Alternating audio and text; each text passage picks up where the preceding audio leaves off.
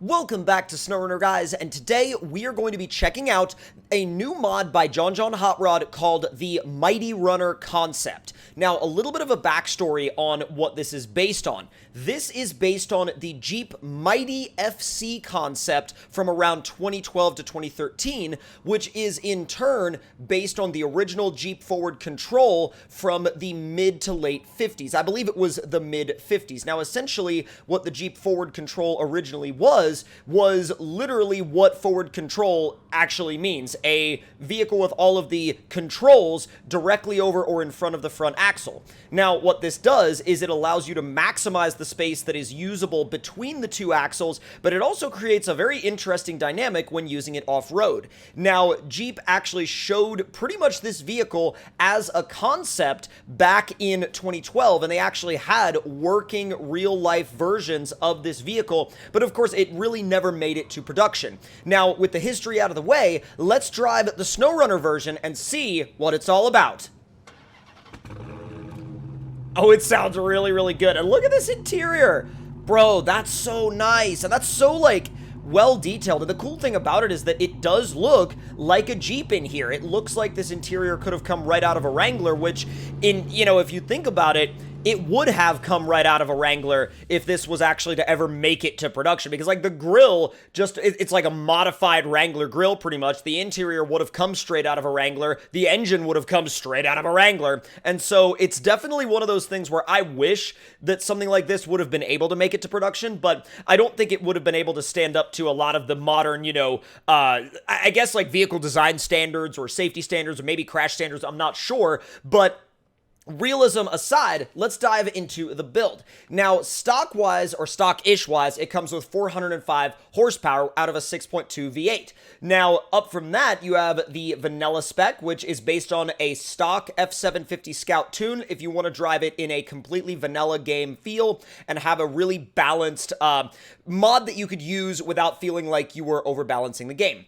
Or I guess underbalancing, overbalancing, same deal, same difference. Then you have the 556 horsepower grocery getter spec. Then you have the Trail Runner supercharged 807 horsepower and 717 foot-pounds of torque. And then you have the 1400 foot-pound of torque spec tow and haul tune. Now, we're going to run the Trail Runner supercharged. That'll be really, really fun. It's still manageable, but like he says in the engine description, shift it into high if you got somewhere to be. Now, gearbox-wise, you have a lot of options in here, actually, and if I'm not doing any towing, I usually like to go with the Trail Runner spec 6-speed because he really does a great job of setting it up to be a do-it-all, go anywhere, do anything kind of setup, unless you're hauling heavy weight. That's the only thing that the Trail Runner spec transmission isn't necessarily going to be good for. Now, suspension-wise, you have Trail Scout spec active, tow and haul active. Then you have Trail Scout max lifted tow and haul no, which is no damage.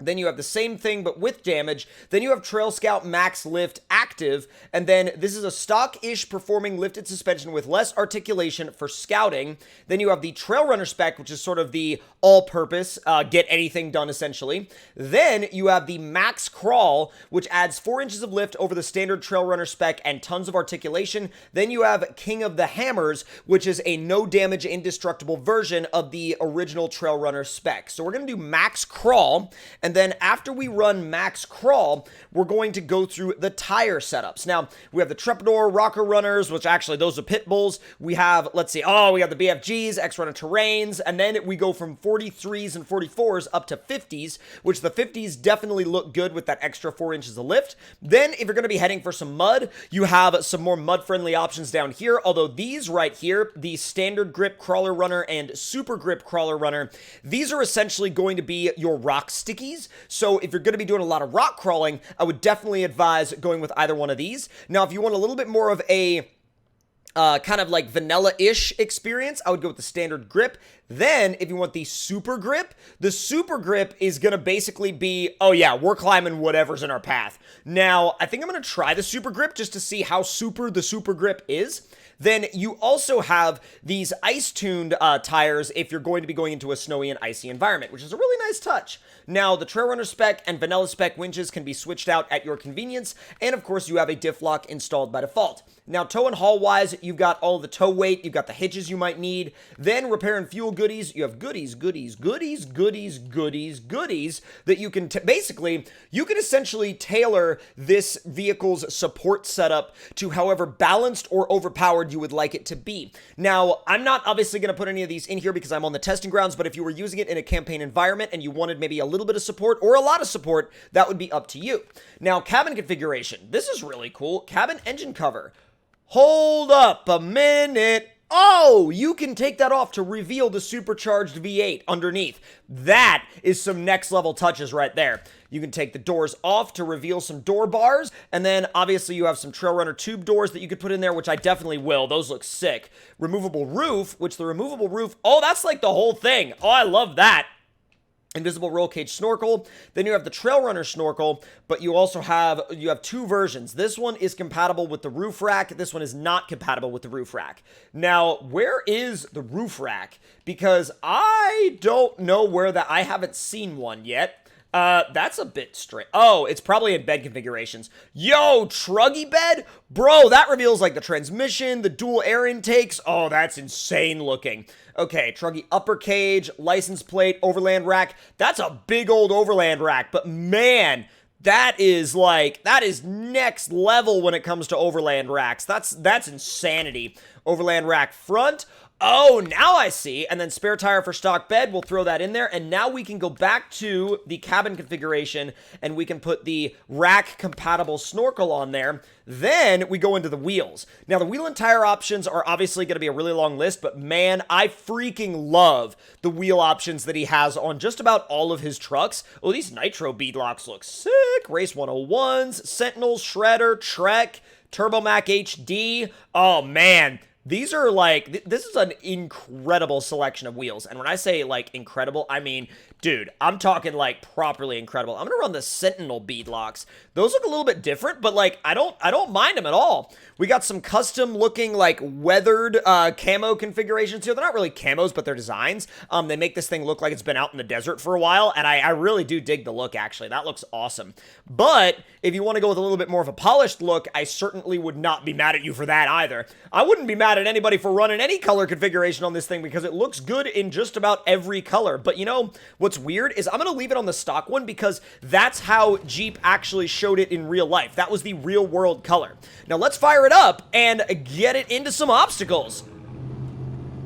I am so happy that this thing is in the game, and I know that, like, some people may not understand why, but, oh, diff lock is always on? Sick. But no, like, I know some people may not get why, but, like, to me, when I was growing up and I saw this thing get revealed, I fell in love with it. I genuinely fell, like, head over heels in love with this concept, and I legitimately, like, wanted one in real life. I was like, oh my god, that is literally the sickest looking thing I've ever seen. By the way, yo, flex is on point. Look at that. I mean, obviously it's a little bit top heavy with like this extra 4 inches of lift and that overland rack, but I don't even care. I mean, like, it's got so much gear that like you could go down 99% of the trails that you would in other vehicles, not worry about flipping over, even though you've got, you know, everything packed a little bit high, and you would have more supplies than everybody else at the trail camp. I'll tell you that. Oh my god, overlanding roleplay when, because this thing is freaking ready for it. Let's freaking go. This engine does feel quite smooth, and it's fast. Don't get me wrong, it's very fast, but like this amount of power feels very smooth with this vehicle. It's not like it's over the top. Now, granted, in a vanilla comparison spec, sure, it'd be over the top, but in terms of what this vehicle can handle, it's not over the top at all. Man, those super grip tires putting in work, though. They're a really nice way to counteract the like over-the-top slick rock physics that the game comes with kind of as standard. So I'm really glad that he put these in here as an option, because if you want to crawl on some of the more stock rocks, you're going to have a much better time with the super grip tires, and it's actually going to feel more realistic than it would with some of the other tires, because like, look at this.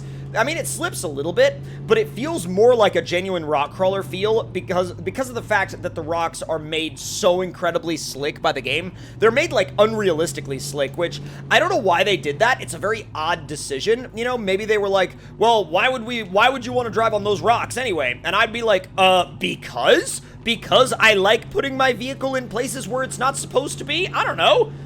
All right, let's see how you do in the mud with the super grips. Oh my god, I didn't realize how fast this thing was going to be in high. That hauls. I mean, that genuinely hauls.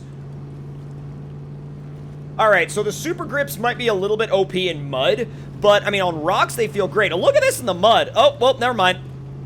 They were OP until they weren't, and then they got stopped right in their tracks because, oof.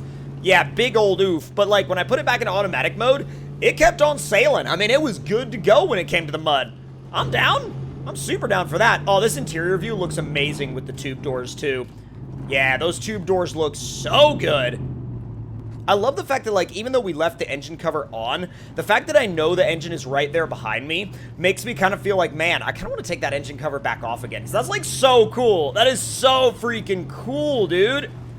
There's, like, no other vehicle in this game that is set up quite like this. Oh, you can see the front of the engine right there. You can see the headers. Oh, that's so sick. Like, when the vehicle, like, unloads the suspension, and, like, when I pop the front end off the ground, you can see the headers. You can see a little bit of the valve cover. It looks so sick. All right, pop you up and over. I mean, obstacles like this, especially with this suspension and this engine, are no problem for the Mighty FC at all. But let's get you down through here. Oh, bro. Man, that's so good. It is genuinely, like, so next level. It's sinking a bit. Everything seems to be a bit, the ground seems to be a bit smushy there. Just a little bit on the smushy side. Oh, I bet you it would eat up this back trail. I mean, literally, I bet you it would be over and done with in no time at all. I bet you could take it in high. Come on, find your grip. There you go. Oh, dude. Yeah, this thing sends.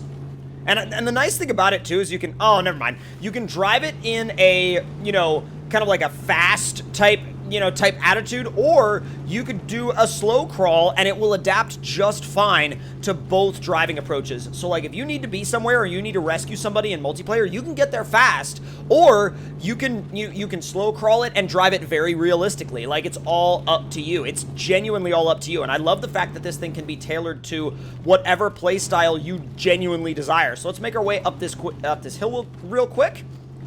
I, for some reason, completely jumbled my words back there and could not English at all. But let's make our way up to the bridge jump, and we'll swap it out for a transmission with some longer gears. But at the same time, I mean, I don't know. We'll get up to 6th in the Trail Runner, and then it should be able to, we should be able to pick up a good amount of speed. There's 5th. Oh, yeah. Come on. Haul it. There's 6th. I heard it shift. Well, it stayed super level in the air. I was kind of worried it was going to nosedive, but like, nah, I mean, it's actually really well balanced. It stayed so well balanced in the air. Bro, this thing is like, you want to talk about multi-purpose? This thing is next level multi-purpose. Now, if y'all enjoyed this look at this rig, make sure to let me know your thoughts and opinions in the comments below. Hit that like button if you enjoyed, subscribe if you're new, and I will see y'all next time. Talk to y'all later.